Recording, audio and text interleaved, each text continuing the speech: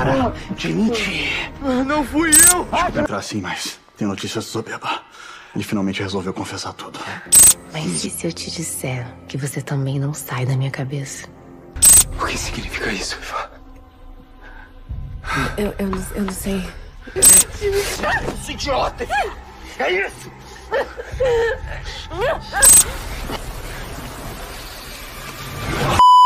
Opa! Fala, gente bonita, tudo bem com vocês? Bem-vindos de volta a mais um resumo do canal. Se você chegou aqui de paraquedas, que tal se juntar a esse universo de estrelas e ficar em cena junto com a gente? É só se inscrever no canal e deixar aquele like legal e pronto! Hoje trago para vocês o resumo do episódio 9 de Reis à Esperança.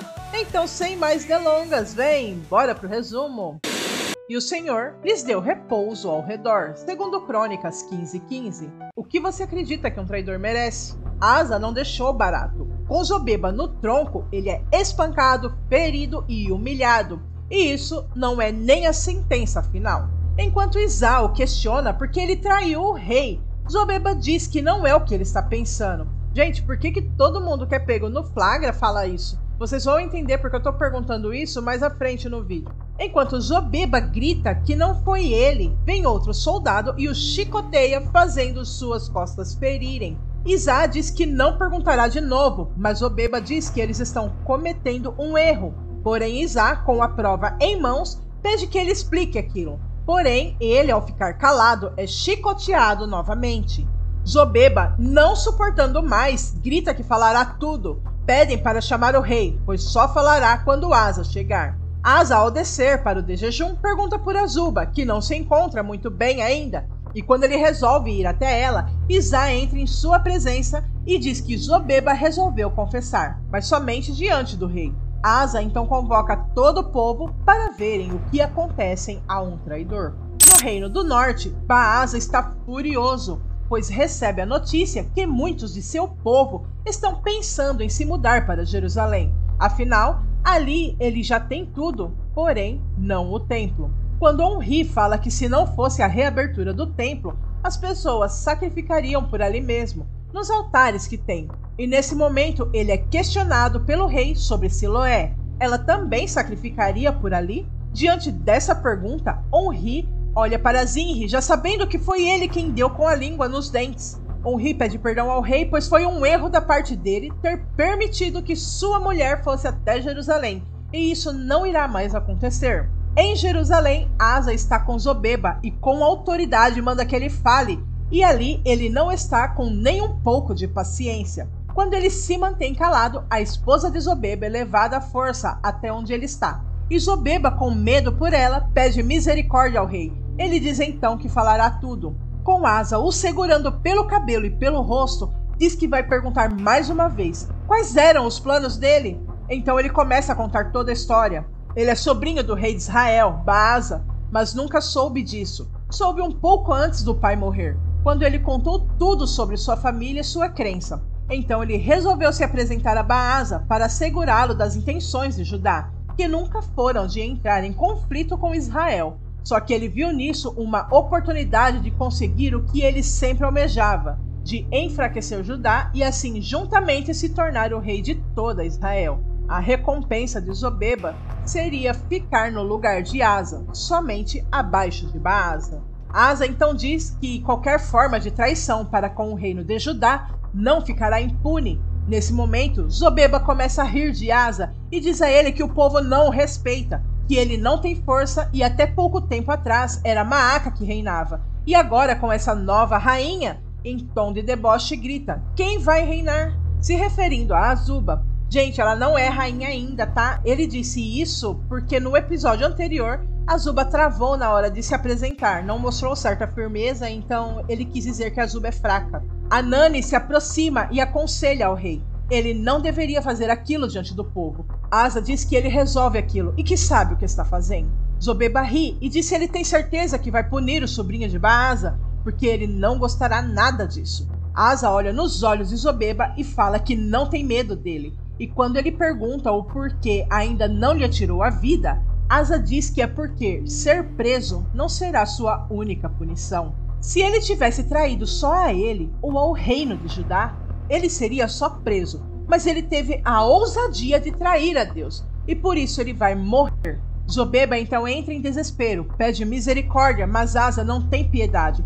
Manda que o levem, acabem e dê um fim no traidor fora dos muros da cidade. Zobeba então é levado debaixo de chuva, desespero, gritaria e pedidos do povo de morte ao traidor. Longe dali, Tibni chega em casa e ao sentar, ele olha e vê o papiro que Efá deixou cair no chão. Ele se levanta e pega e começa a ler tudo o que Efá escreveu.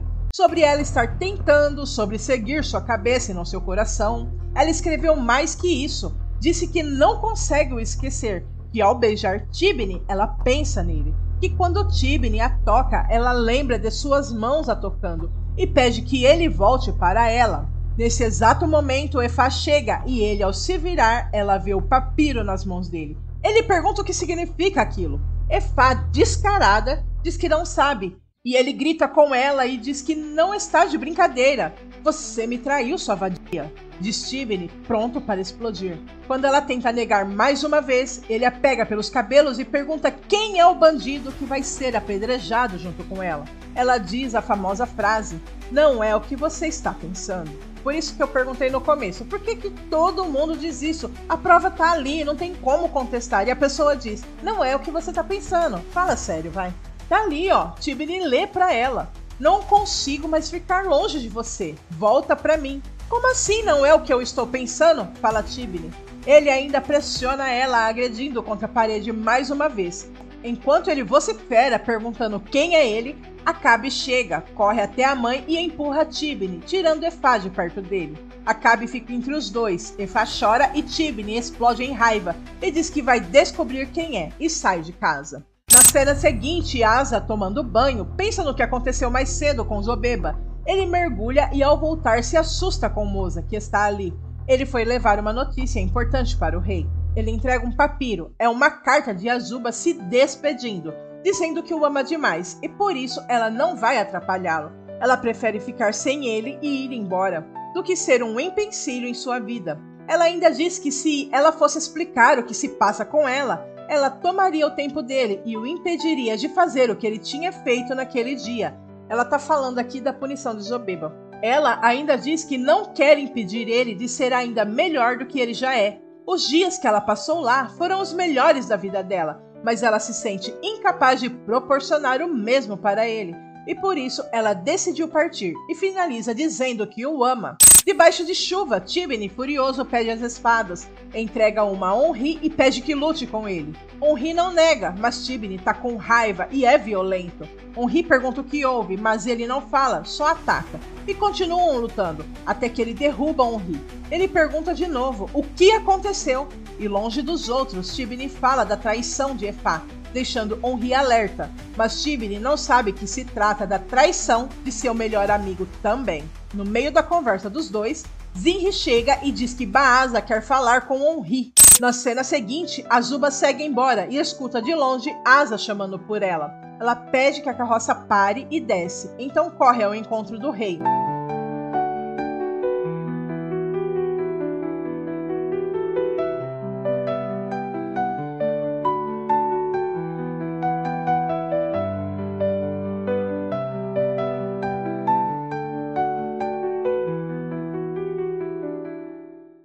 Pergunta para ela por quê, e ela diz que vai ser melhor para os dois. Ele nega e ela diz que pessoas não acham que ela... E ele mais uma vez interrompe ela, dizendo que ele não tá nem aí para o que as pessoas dizem, e ela insiste em dizer que ela não é quem ele pensa que ela é. Mas ele a cala e diz que talvez não seja mesmo, mas ela é muito melhor do que pensa que é, e diz, fica comigo, casa comigo, Azuba.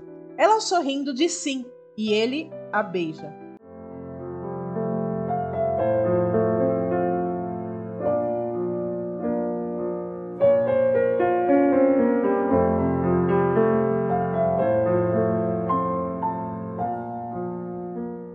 Em Dan, Baasa leva Onri para fazer o seu pacto com Baal.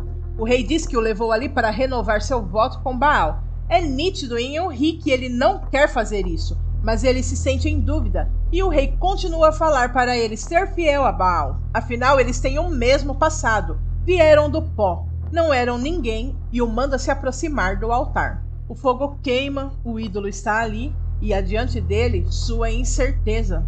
Yon-hee pensa em Siloé, que diz que Baal nunca fez nada por ela e nem por sua família. Mas mesmo assim, On-hee segue até o sacerdote de Baal para fazer o que se tem que fazer, seus votos, seu pacto. Na cena seguinte, Tibni entra em seu quarto e vê Efá deitada, manda que ela levante, que saia de sua cama. Ela nunca mais se deitará ali. E ele, com raiva e bêbado, pega ela pelo braço e a leva até a sala. Joga ela no banco, pois dali em diante ela dormirá ali.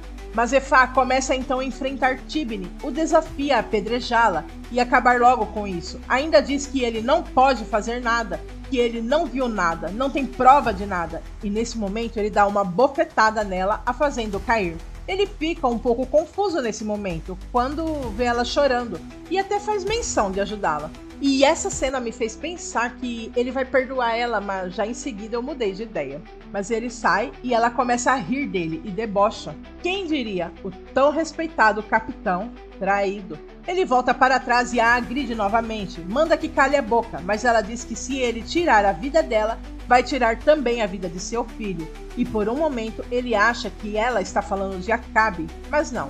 Ela revela a ele que está grávida. De volta para Judá, quando todos se voltaram ao Senhor e buscaram com toda boa vontade, eles finalmente o encontraram. Então o Senhor lhes deu descanso ao redor. Já em Israel, onde Baal continua reinando e dominando, a tão sonhada paz e o tão aguardado descanso que todo ser humano almeja estão bem longe de fazer parte de suas vidas.